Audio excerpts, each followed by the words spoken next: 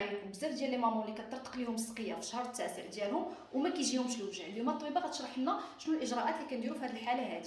دونك اون فوا لا مامان كتوصل عندنا، اول حاجه خصنا نشوفوا اللون ديال هاد السقيه، ما حدها بيضاء ما حدنا حنا مزيانين، وما حد ما فيهاش سخانه، وما حد قاد البيبي مزيانين، حنا مزيانين.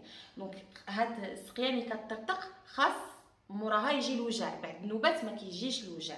دونك شنو حنا كنديروا؟ كنقبطوا وكنديروا الوجع الاصطناعي على اساس ان الفم د الوالده تحل، حيت ما حد ديك السقيه مطرطقه ما حد كاين لو ريسك انفيكسيو، سيتادير كو الميكروب كيطلع للجانب. الوغ كدير واحد التحليله ياك الطبيبه؟ كندير واحد التحليله كل 6 سوايع سميتها لا سي ار بي، باش كنحضيو انها ديما كتبقى لنا نيجاتيف تحت 16، باش الا طلعت ديك الساعات راه خص لا فام ولا لا مامون تولد اون اورجونس. داكوغ.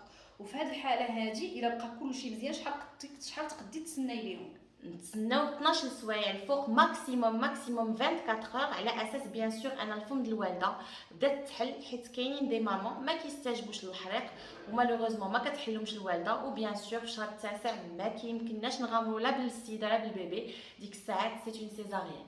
الوغ ديما كيبقى هذا المشكل ديال الوالده ما كتحلش والسقيه كترتق، يعني نسبه النجاح ديال الوجع الاصطناعي 50%. ديما خليونا في لي كومونتير اللي دوزات شي تجربه واللي عندها شي سؤال، وان شاء الله انا والطبيبه نحاولوا نجاوبكم على الاسئله ديالكم كاملين. ضيفكم على غادي تسولونا اما حسن واش السقيه ترتق قبل ولا تبقى حتى من بعد. الوغ كل ما بقات ديك السقيه ما ترتقاتش كل ما كتدفع على فم الوالده وكتعاون في انه يتحل.